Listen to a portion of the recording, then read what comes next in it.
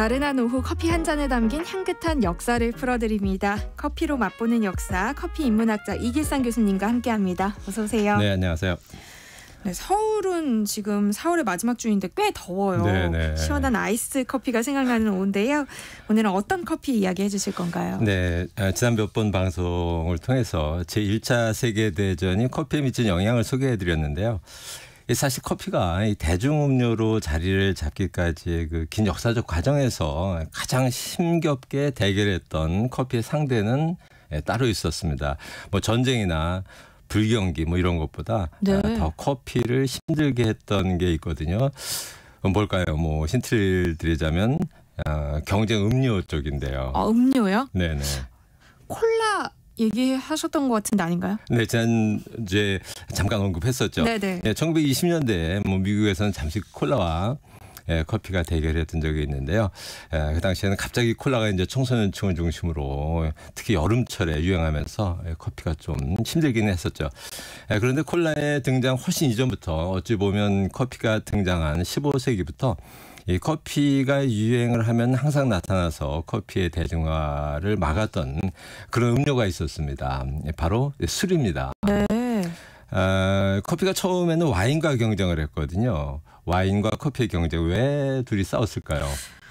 요즘은 둘 다 즐기는 사람들이 많잖아요. 네네. 그러니까 과거에는 그렇지 않았다는 말씀이신 거죠? 네, 종교적인 이유로 이 두 음료는 사이가 나쁘게 출발을 했습니다. 와인은 기원전 3,000년 내지 5,000년 전부터 동유럽의 코카소스 지방이나 아니면 뭐 중동의 메소포타미아 지역에서 발견되었다. 뭐 양쪽에서 동시에 발견됐을 수도 있습니다. 네. 근데 오랫동안 유행했던 곳은 이집트와 중동 지역이었었습니다. 유럽 이전에.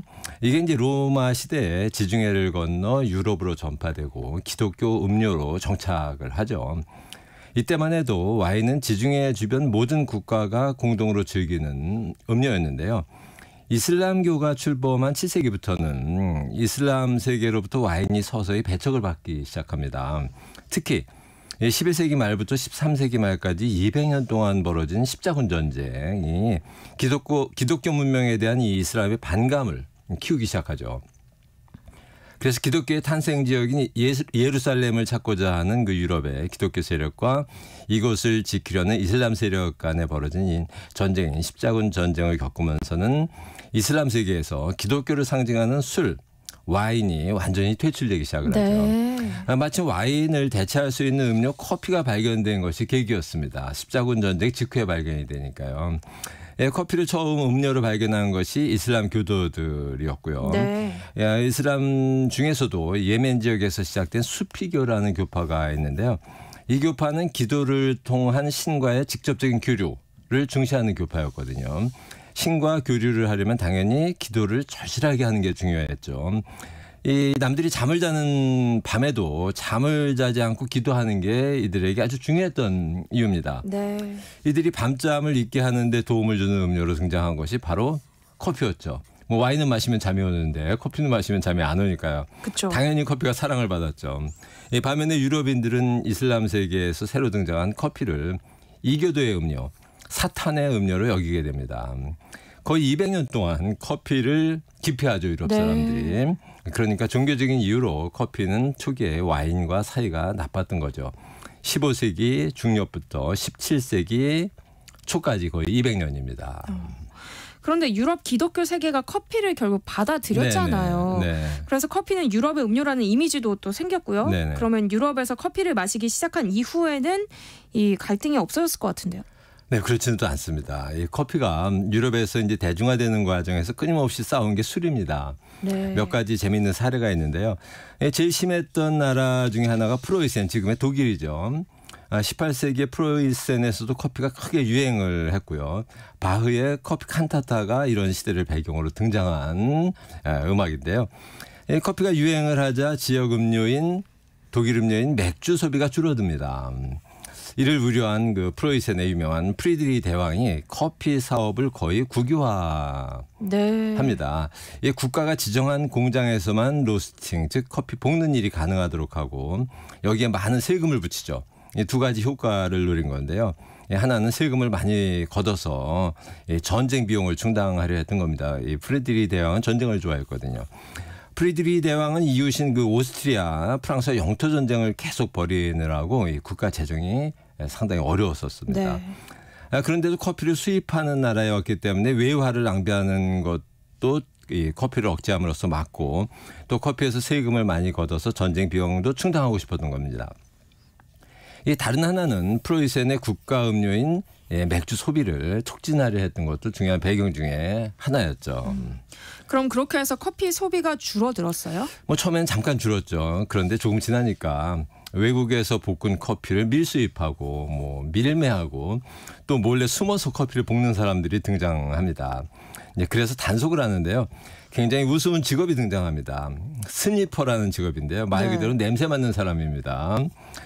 다니면서 커피 냄새를 맡고 킁킁거리고 다니죠. 네. 몰래 커피를 볶거나 판매하는 사람들을 잡아들이는 단속반이죠.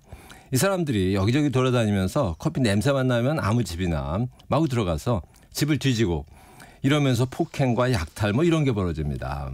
결국 암시장만 발달하고 국가 재정이 늘어나지도 않으면서 인심만 나빠지자 결국 이 정책을 포기하고 맙니다. 그러니까 맥주와 커피의 전쟁이었던 거네요. 네네.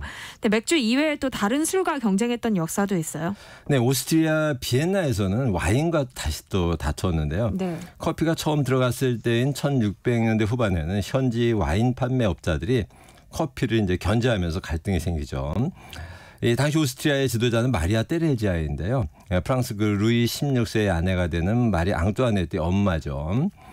이분이 오스트리아의 황제로 등극하려고 하자 여성이 등극하는 것을 반대하면서 이 프로이센의 프리드리히 대왕이 전쟁을 선포합니다. 네. 이게 이제 세계사 교과서에 나오는 오스트리아 왕의 계승 전쟁이죠. 이 영국, 프랑스, 독일, 뭐 러시아, 이탈리아, 스페인 등 유럽의 거의 모든 나라가 반으로 나뉘어 싸웠던 사실상의 세계의 전쟁이었습니다. 이 전쟁 기간으로 봐도 8년 정도 싸웠으니까 긴 전쟁이었고요. 네. 결국 오스트리아가 프로이센의 영토를 조금 양보하고 대신 마리아 테레지아는 오스트리아의 황제에 즉위하고 그녀의 남편이 신성 로마 제국의 황제에 즉위하는 것으로 전쟁은 막을 내립니다. 이렇게 등장한 마리아 테레지아가 취한 정책에서 흥미로운 게 주세 정책이죠. 주세 정책이 뭐예요? 모든 주류의 제조와 판매에 엄청난 소비세를 부과한 거죠. 네. 1779년인데요. 이 경쟁자였던 프러시아의 프리드리히 대왕과는 정반대 정책이었죠. 이 정책 덕분에 소비세가 부과되지 않은 커피는 소비가 급격히 늘어나죠. 그래서 이때부터 오스트리아의 비엔나가 카페의 도시로 급성장을 하게 되고 비엔나는 지금도 카페를 중심으로 만들어진 도시라는 별칭까지 얻게 됩니다. 그러니까 세금을 술에 부과하느냐 커피에 부과하느냐 뭐 그것에 따라서 이제 어떤 음료는 억제되고 또 어떤 음료는 혜택을 받는 그런 식이었던 거잖아요. 네네. 그럼 세금 말고 또 다른 수단이 동원된 적도 있어요? 네, 뭐 더 강력한 방식이 등장한 적도 있습니다. 이 종류 불문하고 술을 아예 만들지도 못하고 외국에서 수입도 못하게 뭐 판매하지도 못하게 물론 마시지도 못하게 법으로 금지하는 방식이죠. 물론 술에 대해서 이런 조치가 취해진 경우가 역사적으로 여러 차례가 있었는데요. 혹시 아시는 거 있나요? 조선시대에 왜 나라에 흉년이 들고 좀 곡식이 부족하게 되면 술 만드는 거 금지했다 이렇게 배웠던 것 같은데요. 네네. 해방 이후에는 그런 일이 없었겠죠. 네, 전통시대에는 그런 일이 있었죠. 그러나 잠시였었는데요. 네. 재미있게도 우리나라에서도 1966년부터 1977년까지 술을 가정에서 담그는 것을 불법으로 규정해서 단속을 한 적이 있었습니다. 네. 술은 허가받은 회사에서만 만들고 판매하게 한 거죠. 당연히 나라에 세금을 내야 했고요. 지금 우리가 알고 있는 유명한 그 소주 회사들이 성장하는 데 도움이 된 정책이었습니다. 이 양곡관리법에 그런 규정이 들어가 있었는데요. 이런 법을 만들고 시행한 이유는 두 가지였죠. 첫째는 양곡 관리 차원입니다.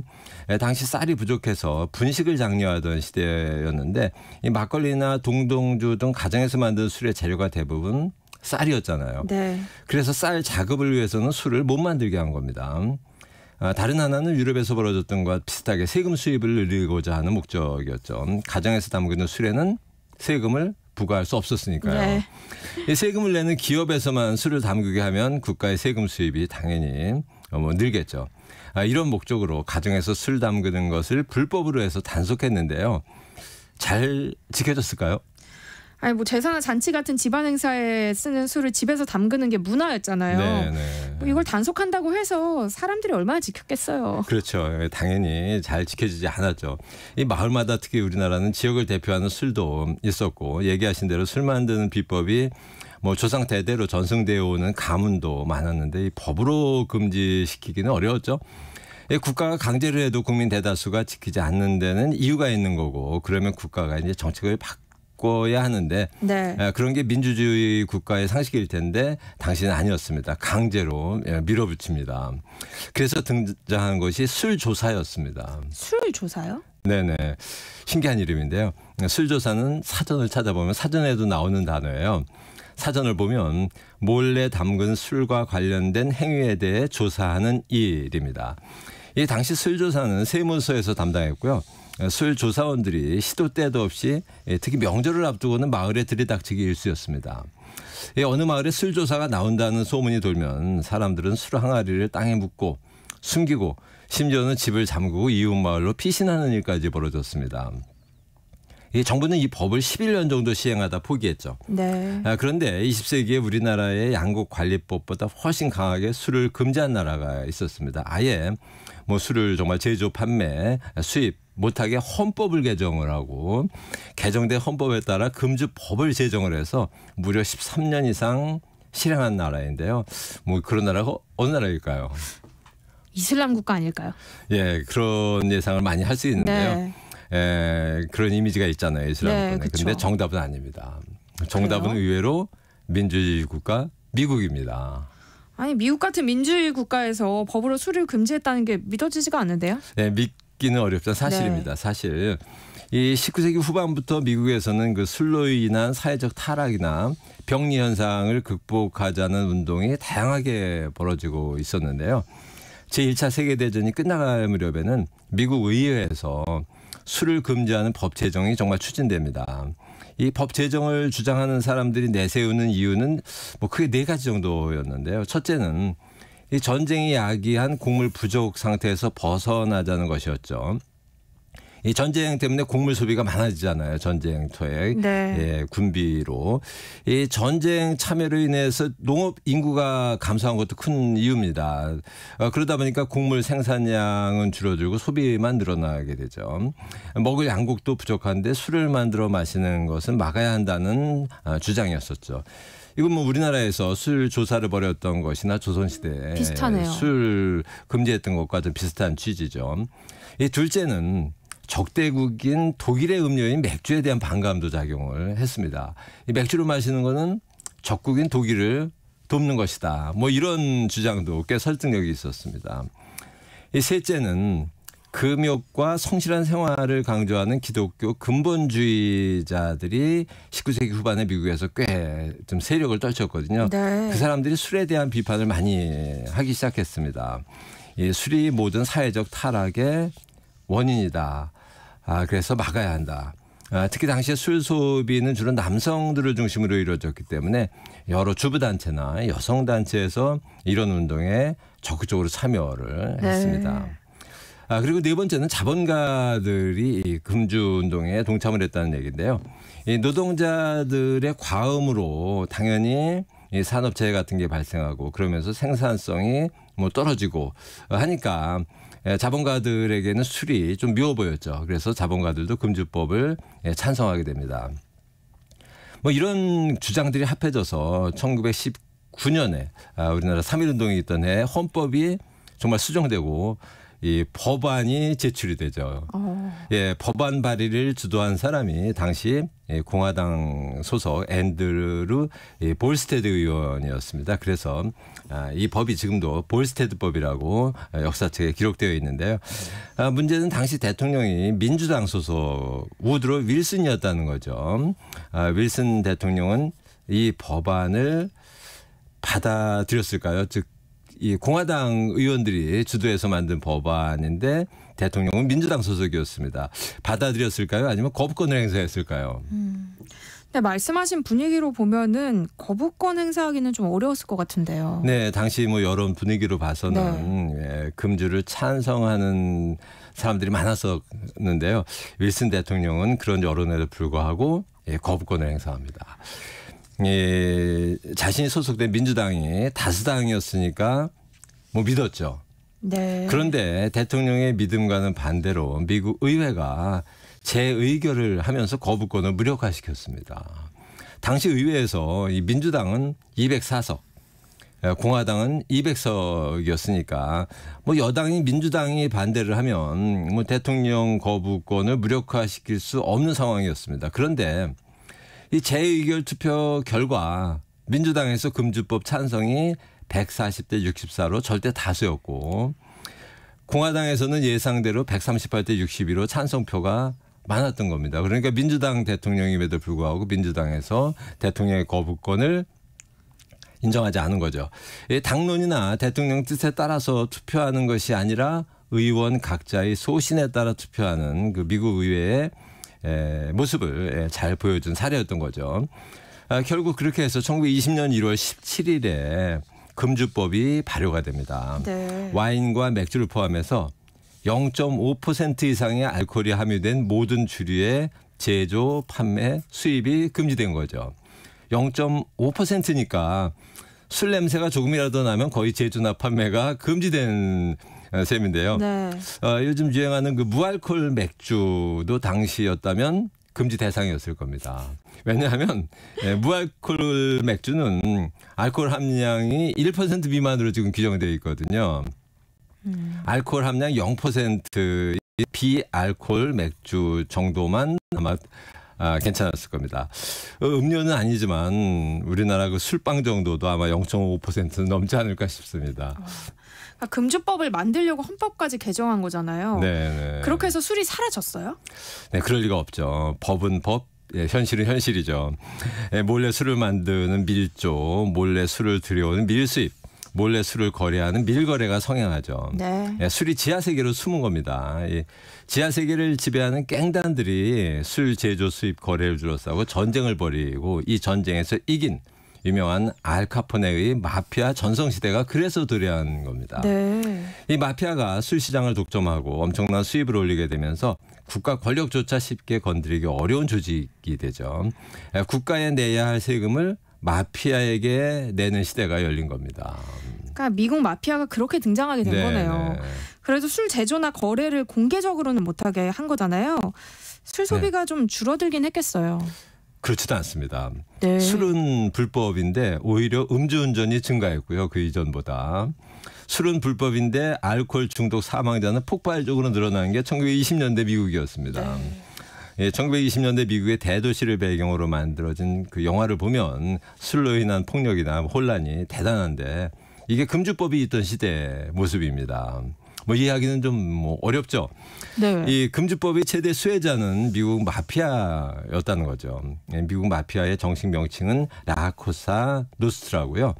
1920년대 금주법 시대에 미국 마피아가 이 술 밀거래로 벌어들인 돈이 지금 우리 돈으로 환산을 했을 때 연 1조 원 규모였다고 하니까 뭐 대단하죠. 대단하네요. 네. 그러니까 금주법이 마피아의 성장을 도운 셈이 됐어요. 네네.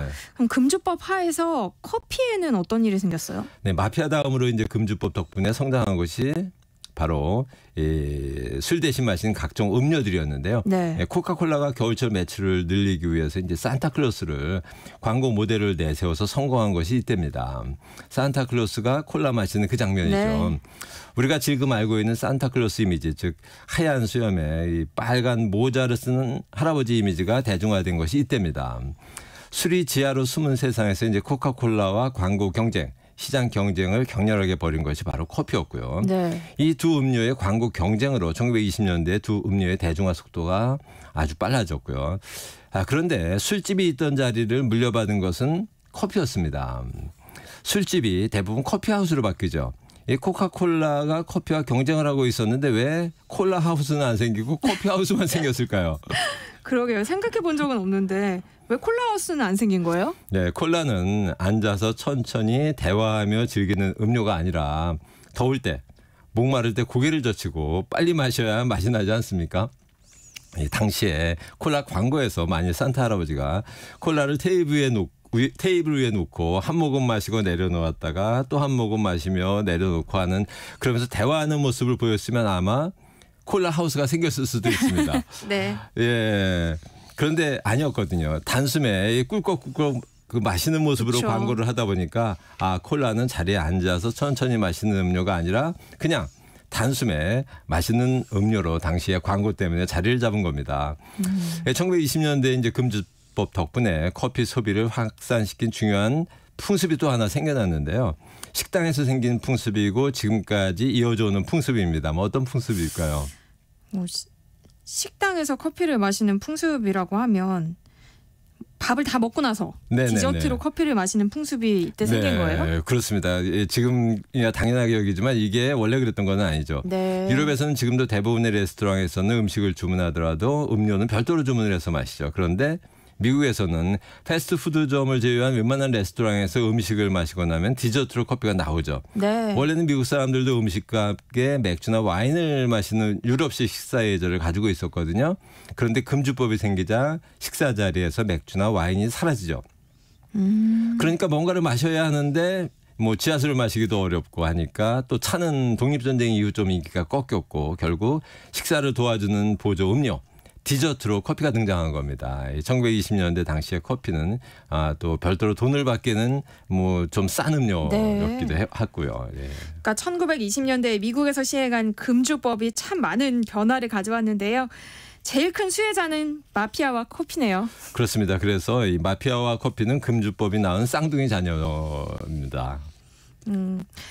재미있는 이야기입니다. 우리 다음 시간에는 또 어떤 이야기 들려주실 거예요? 네, 다음 시간에도 이 금주법이 탄생시킨 또 다른 숨겨놓은 자녀가 있거든요. 네. 커피 브레이크의 탄생 이야기를 전해드리겠습니다. 알겠습니다. 기대해 볼게요. 커피로 맛보는 역사. 지금까지 커피 인문학자 이길상 교수와 함께했습니다. 고맙습니다. 네, 감사합니다. 세상의 모든 정보 여기서 마무리하겠습니다. 모바일 치킨